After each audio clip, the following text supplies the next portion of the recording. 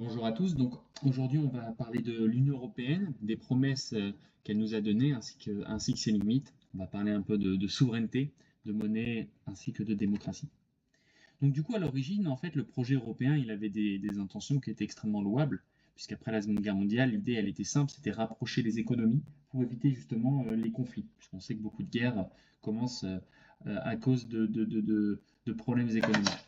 Donc en 1951, la CECA, qui est la Communauté européenne du charbon et de l'acier, en fait, a initié ce processus.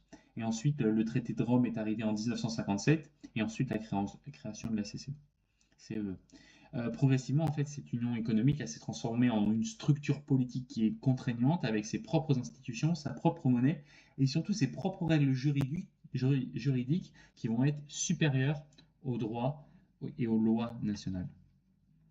Donc l'un des points les plus critiques, en fait, ça concerne vraiment l'euro, puisqu'il a été introduit en 1999. Donc c'est une monnaie unique et gérée par une banque centrale indépendante qui est la BCE. Et en fait, contrairement à des monnaies nationales, l'euro ne va dépendre d'aucun État souverain. C'est-à-dire qu'aucun gouvernement européen ne peut influencer directement la politique monétaire. Et c'est un pouvoir fondamental que les nations ont volontairement abandonné. Et la conséquence, c'est qu'il est impossible pour un pays de dévaluer la monnaie en cas de crise économique, comme on le ferait par exemple avec le franc ou la lire à l'époque. Donc si on prend le cas concret de la Grèce, pendant la crise des années 2010, elle n'a pas pu ajuster sa politique monétaire.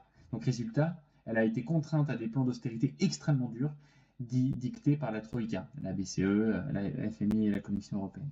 Et en fait, ces peuples-là et les peuples, de manière générale, n'ont plus la main sur leur politique économique et ce sont des institutions qui, en plus, ne sont pas élues, qui vont décider. Donc on parle souvent des traités européens sans vraiment en comprendre la portée. Par exemple, le traité de Lisbonne, qui a été adopté malgré le rejet de projet de constitution européenne par référendum en 2005, et ben ce traité de Lisbonne a constitutionnalisé un certain nombre de politiques économiques libérales. Par exemple, l'article 123 du traité sur le fonctionnement de la banque, sur le fonctionnement de l'Union européenne, il a interdit à la BCE de financer directement les États. Donc ça empêche d'une certaine manière une forme de souveraineté budgétaire. On a aussi eu un pacte de stabilité et de croissance qui a imposé une discipline budgétaire stricte, c'est-à-dire un déficit sous les 3%, une dette publique sous les 60%, et ce sont des chiffres arbitraires qui sont en plus contraignants, mais qui ne tiennent absolument pas compte des réalités économiques de chaque pays. Donc ces règles, elles sont gravées dans le marbre juridique, et en fait, pour les modifier, il faut l'unanimité des États membres, donc c'est impossible. En fait, on est donc dans un système verrouillé où les États ont volontairement abandonné leur liberté de manœuvre.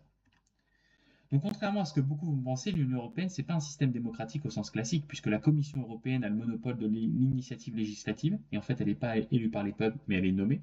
Le Parlement européen, même s'il est élu au suffrage universel, il n'a pas l'initiative des lois, il ne peut pas renverser seule la Commission.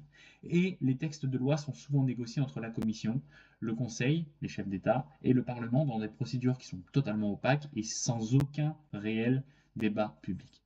Donc est-ce que le peuple il a vraiment le pouvoir de décider de la direction de l'Europe? Quand on regarde le fonctionnement institutionnel, la réponse c'est non.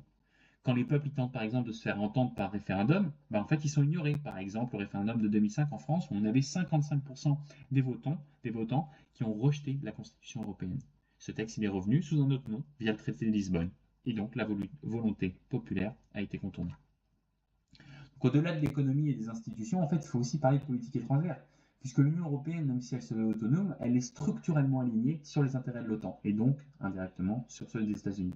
La politique étrangère de sécurité commune, PESC, elle ne permet pas réellement une voie indépendante. Les États membres, ils n'ont plus toujours la liberté de mener une politique étrangère propre. Les sanctions qui sont décidées contre certains pays, les positions adoptées sur la scène internationale, c'est souvent uniforme, même quand elles vont à l'encontre des intérêts économiques ou diplomatiques d'un certain pays membre.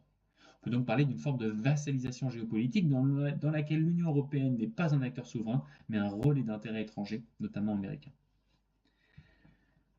Donc, qu'est-ce qui reste aux États d'un point de vue de la souveraineté? En fait, ils n'ont plus déjà de politique monétaire indépendante, leur politique budgétaire elle est encadrée par des règles européennes, ils ne peuvent plus contrôler leurs frontières à leur guise en raison de l'espace Schengen, et en plus ils sont soumis à des décisions prises par des institutions qu'ils ne contrôlent pas. Donc certains ils vont dire que c'est le prix à payer pour la paix, pour la stabilité, mais la vraie question c'est peut-on parler de démocratie sans souveraineté? Peut-on accepter qu'un peuple délègue à jamais des pouvoirs fondamentaux à des institutions qu'il ne peut ni élire ni révoquer? Et ça, c'est une question fondamentale. D'autant plus que on peut très raisonnablement penser que cette Europe-là est totalement au service de l'Allemagne. C'est d'ailleurs très souvent occulté, mais en fait, ça ne profite qu'à elle et à ces pays justement satellites d'Europe centrale. Pourquoi? Parce que le système de l'euro, qui est combiné aux règles de libre circulation des capitaux et des biens, elle a figé des déséquilibres économiques structurels. L'Allemagne, avec une industrie ultra compétitive, des salaires contenus et une culture de l'exportation, en fait, elle tire pleinement profit d'une monnaie unique, totalement sous-évaluée par rapport à la puissance de son économie. Donc elle va exporter massivement vers le reste de l'Europe, notamment vers les pays du Sud, sans crainte de voir sa monnaie s'apprécier, comme ça aurait été le cas avec un Deutsche Mark qui aurait été indépendant. Donc pendant ce temps-là, on a des pays comme la France, l'Italie, l'Espagne ou la Grèce qui, eux, ne peuvent plus ajuster leur compétitivité via une dévaluation monétaire. Ils sont donc condamnés à la déflation interne, à la compression des salaires, aux réformes structurelles imposées de l'extérieur. L'excédent commercial colossal de l'Allemagne, qui est de plus de 200 milliards d'euros par an, c'est le revers des déficits des autres. L'Union européenne, elle a donc institutionnalisé un système dans lequel certains pays vont accumuler les excédents, l'Allemagne, pendant que d'autres s'endettent pour continuer à consommer les biens produits par les premiers. Donc, qui sont les bons élèves de l'UE? En fait, les pays d'Europe centrale, souvent qualifiés de pays vassaux de l'Allemagne, pays satellites comme la Slovaquie, la République tchèque ou la Hongrie, mais eux vont bénéficier d'investissements allemands massifs en échange de loyauté politique au sein du Conseil de l'UE. Et ce déséquilibre n'est absolument pas accidentel, il est structurel et il est inscrit dans les règles mêmes de l'Union. Ce n'est pas une Europe des peuples, c'est une Europe des intérêts allemands, protégée par des institutions technocratiques opaques. Donc en fait, en conclusion, il ne faut pas non plus tomber dans le simplisme. C'est-à-dire qu'on peut raisonnablement se poser la question, en débattre de quitter l'UE. Et ce n'est pas une décision à prendre à la légère. Mais en tout cas, il est légitime et indispensable de se poser la question. Parce qu'aujourd'hui, l'Union européenne agit comme une structure rigide, technocratique et souvent déconnectée des volontés populaires. Elle va imposer une vision unique, celle du libéralisme économique, sans laisser de place à des alternatives. Le débat sur l'UE ne doit donc pas être un tabou, il doit être ouvert, démocratique et rationnel. Et surtout, il doit partir d'une réalité fondamentale. Un peuple qui ne peut pas choisir sa politique économique, monétaire, budgétaire, migratoire ou étrangère, ce n'est pas un peuple souverain,